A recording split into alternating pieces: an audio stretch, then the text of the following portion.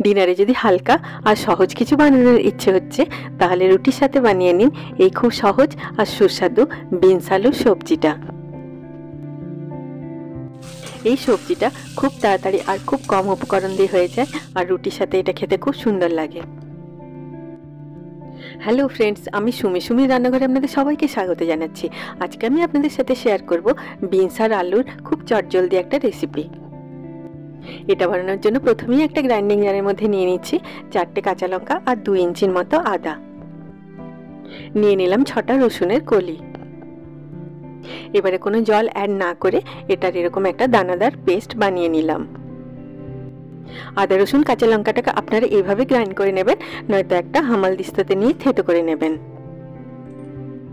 এখানে আমি 300 গ্রাম French beans নিয়ে নিয়েছি। আপনারা বিনসগুলোকে এইভাবে একসাথে নিয়ে এর ডাঁটির দিকটা কেটে বাদ দিয়ে এইভাবে লম্বা লম্বা করে কেটে নেবেন। এইভাবে একসাথে নিয়ে কাটলে বিনসগুলো খুব সহজেই তাড়াতাড়ি কাটা হয়ে যায়। এই একইভাবে আমি সব বিনসগুলোকে কেটে নিলাম। আর এখানে আমি নিয়ে নিয়েছি 2টো মিডিয়াম সাইজের আলু। আলুগুলোকে আমি এরকম ছোট ছোট করে কেটে নিলাম। আলুগুলো কেটে আপনারা জলের মধ্যে ডুবিয়ে রাখবেন, নয়তো এগুলোর রংটা কালো হয়ে যাবে।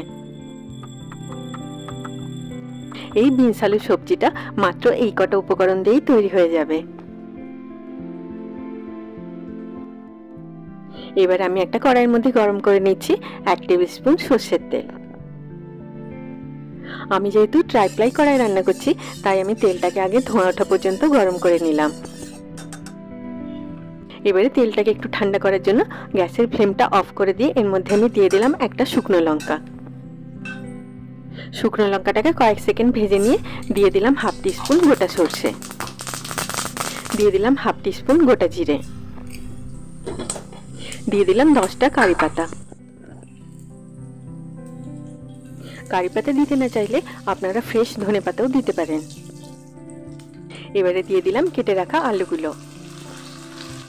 ট্রাইপ্লাই কড়াই অনেকক্ষণ হিটটাকে ধরে রাখতে পারে, তাই দেখুন কড়াইটা এখনো গরম আছে। এবারে আবার আমি গ্যাসের ফ্লেমটাকে অন করে দিলাম।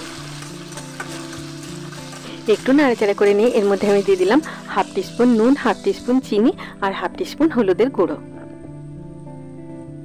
আমার এই ভিডিওটি যদি আপনাদের ভালো লাগে আপনারা নিশ্চয়ই লাইক করবেন। আপনাদের লাইক আমাকে মোটিভেট করে আরও বেশি কাজ করার জন্য। সব উপকরণগুলোকে খুব ভালোভাবে মিশিয়ে দিয়ে এটাকে আমি ঢাকা দিয়ে লো ফ্লেমে কুক করে নিচ্ছি যতক্ষণ পর্যন্ত না আলুটা 90% সেদ্ধ হচ্ছে। লো ফ্লেমে এইভাবে ঢাকা দিয়ে কুক করলে আলুগুলো যেরকম ভাজা হয়ে যাবে তার সাথে সাথে সেদ্ধও হয়ে যাবে। দেখুন আলুগুলোতে খুব সুন্দর একটা গোল্ডেন কালার চলে এসেছে আর এগুলো 90% কুকও হয়ে গেছে। এগুলোকে আমি মাঝে বেশ কয়েকবার নাড়াচাড়াও করে দিয়েছিলাম। এবার আমি এর মধ্যে দিয়ে দিলাম কেটে রাখা বিনসগুলো। ফ্রেঞ্চ বিনস আমাদের হার্ট, বোন আর ডাইজেস্টিভ হেলথের জন্য ভালো, আর এটা ডায়াবেটিসকেও কন্ট্রোল করে। আর এতে থাকে ফোলেট, যেটা আনবর্ন বেবিসদের গ্রোথ আর ডেভেলপমেন্টের জন্য খুব ভালো। একটু নাড়াচাড়া করে নিয়ে দিয়ে দিলাম 1 পিঞ্চ হিং,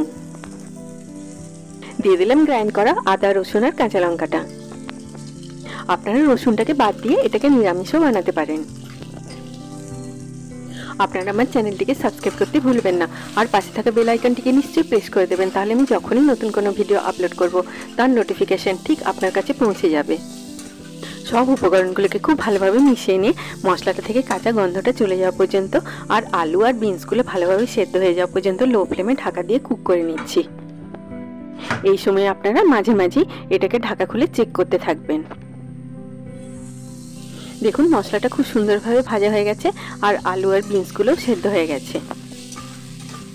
বিনসগুলোকে আপনারা খুব বেশি সেদ্ধ করবেন না, তাহলে এগুলো ন্যাতন্যাতে হয়ে যাবে আর এই সবজিটা খেতে ভালো লাগবে না। বিনসগুলোকে আপনারা এমনভাবে কুক করবেন যেন এগুলো একটু ক্রাঞ্চি থাকে। এবার আমি এর মধ্যে দিয়ে দিলাম 1/2 টিস্পুন গোলমরিচের গুঁড়ো আর 1/2 টিস্পুন বিট নুন। এই বিট নুনটা আপনারা নিশ্চয়ই দেবেন, এটা দিলে এই সবজিটা থেকে খুব সুন্দর একটা ফ্লেভার আসে। নুন আর কাঁচা লঙ্কার পরিমাণটা আপনারা আপনাদের স্বাদ মতো অ্যাডজাস্ট করে নেবেন। সব উপকরণগুলোকে খুব ভালোভাবে মিশিয়ে নিয়ে গ্যাসের ফ্লেমটা অফ করে দিয়ে এর মধ্যে আমি দিয়ে দিলাম 1 টিস্পুন পাতিলেবুর রস।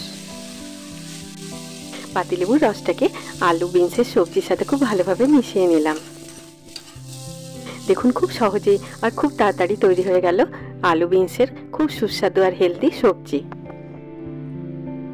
এটা আপনারা গরম গরম পরিবেশন করুন লুচি, রুটি বা পরোটার সাথে। সবাই খুব ভালো থাকবেন।